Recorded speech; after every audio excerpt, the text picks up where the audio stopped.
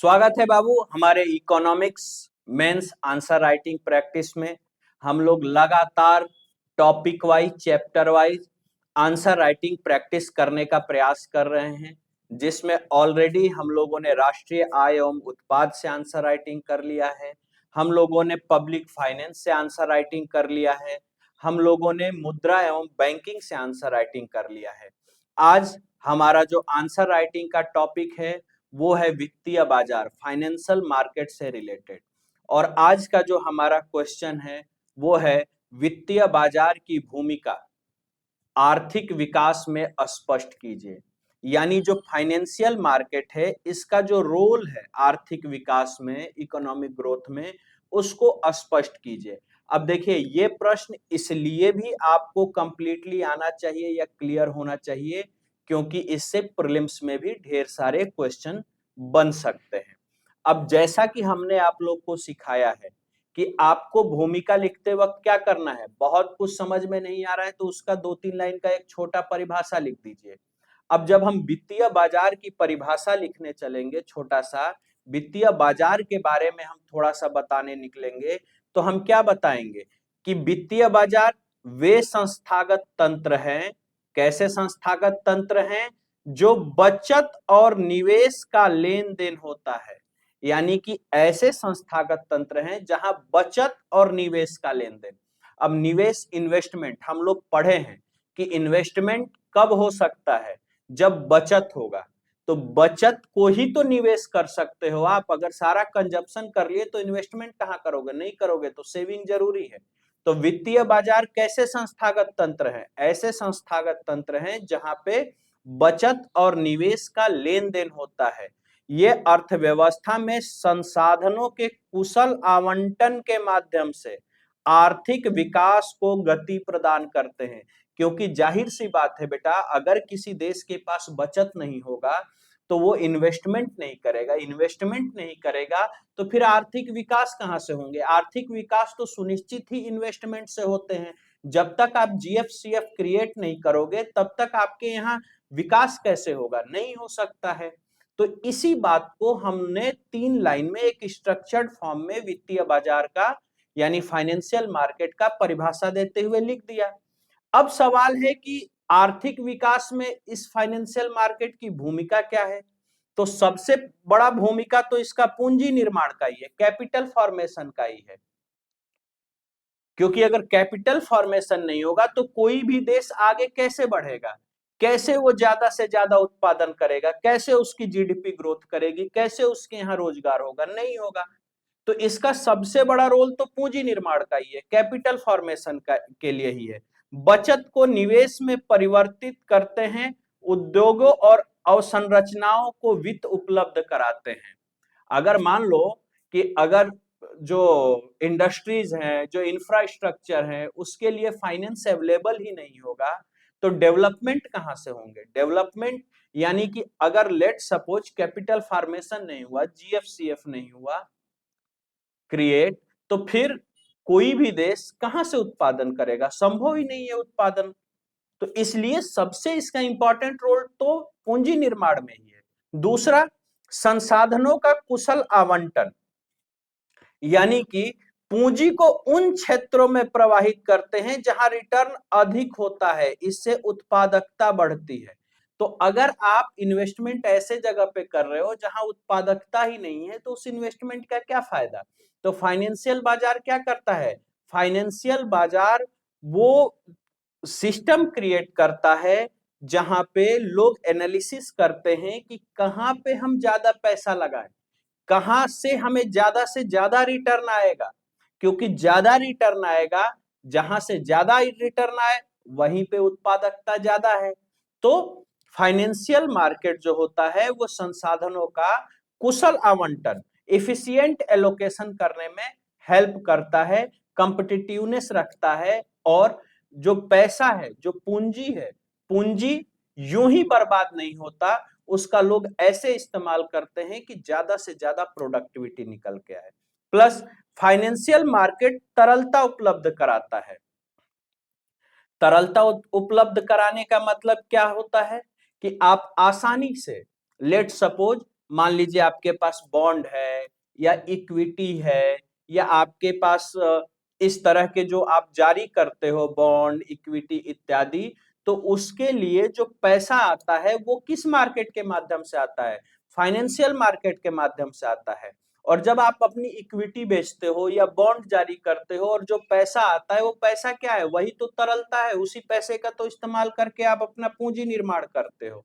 ऐसे ही financial market जोखिम प्रबंधन करता है, यानी कि विभिन्न निवेश के विकल्पों को खोल के रख देता है कि आप किस में आप इन्वेस्टमेंट करना चाहते हो। आप अपने ब्रेन का इस्तेमाल कीजिए और जो सबसे कम जोखिम वाला हो, जैसे मान लीजिए कि आपको इच्छा कर रहा है इक्विटी में इन्वेस्ट करने का, तो आप इक्विटी में इन्वेस्ट कीजिए। लेकिन अगर लग रहा है आपको कि इक्विटी हमारे लिए रिस्की होगा, तो आप बॉन्ड में निवेश कीजिए, वहां से आप फिक्स ब्याज लेते रहिए। आपको लगता है कि बॉन्ड में हमको ज्यादा मुनाफा नहीं मिल रहा है, थोड़ा हाई रिस्की होगा, डिवेंचर में कर सकते हैं, डिवेंचर में निवेश कीजिए। तो फाइनेंशियल मार्केट जो होता है वो आपके लिए ऑप्शन खोल देता है कि आपको जोखिम भरा निवेश करना है कि कम जोखिम वाला निवेश करना है। आप अपना मैनेजमेंट स्वयं से कीजिए, अपना प्रबंधन स्वयं से कीजिए और अपने धन का डाइवर्सिफिकेशन कर सकते हैं। थोड़ा इक्विटी में डाल सकते हैं, थोड़ा बॉन्ड में, थोड़ा डिबेंचर में, आप डाल के मुनाफा कमा सकते हैं। प्लस फाइनेंशियल मार्केट मूल्य की खोज करता है, प्राइस डिस्कवरी करता है, यानी कि ये मांग और आपूर्ति के आधार पे चलता है। तो मांग और आपूर्ति के आधार पे कीमत तय होती है और मांग और आपूर्ति के आधार पे कीमत तय होती है, यानी बाजार स्वयं कीमत तय कर रहा है, तो संसाधनों का सही मूल्यांकन होता है। फाइनेंशियल मार्केट उद्यमिता और नवाचार को बढ़ावा देता है, यानी कि जो स्टार्टअप्स हो गई, नई कंपनियां हो गई, इनके पास आइडियाज तो होते हैं, विचार तो होते हैं, लेकिन इनको पैसा कहां से मिलेगा, कैपिटल कहां से मिलेगा? अब उस पूंजी के लिए उन्हें पूंजी बाजार की तरफ देखना पड़ेगा, मार्केट की तरफ देखना पड़ेगा। अब मार्केट की तरफ देखेंगे तो कौन से मार्केट की तरफ देखेंगे? फाइनेंस के लिए देखेंगे तो उस बाजार की तरफ देखेंगे जहां पे फाइनेंस की लेन देन होता हो, तो फाइनेंशियल मार्केट की तरफ देखेंगे। तो इनको मदद कहां से मिलती है? फाइनेंशियल मार्केट से मिलती है। विदेशी निवेश आकर्षण, यानी कि जो विदेशी निवेश है, चाहे वो फॉरेन पोर्टफोलियो इन्वेस्टमेंट के माध्यम से हो या फिर एफडीआई के माध्यम से हो, जो विदेशी निवेश है उसका प्रवाह देश में होता है और उससे भी कैपिटल निर्माण होता है। आर्थिक स्थिरता और वृद्धि, वित्तीय बाजार आर्थिक गतिविधियों को सुचारू बनाते हैं, यानी कि आर्थिक गतिविधियां सुचारू रूप से, नियमित रूप से चलती रहे, उसमें जो भी अपडेशन है समय समय पे होता रहे, ताकि जीडीपी का जो ग्रोथ हो वो निरंतर बना रहे। ऐसा नहीं कि आज जीडीपी का ग्रोथ हो रहा है और कल जीडीपी डाउन होना शुरू हो जाए।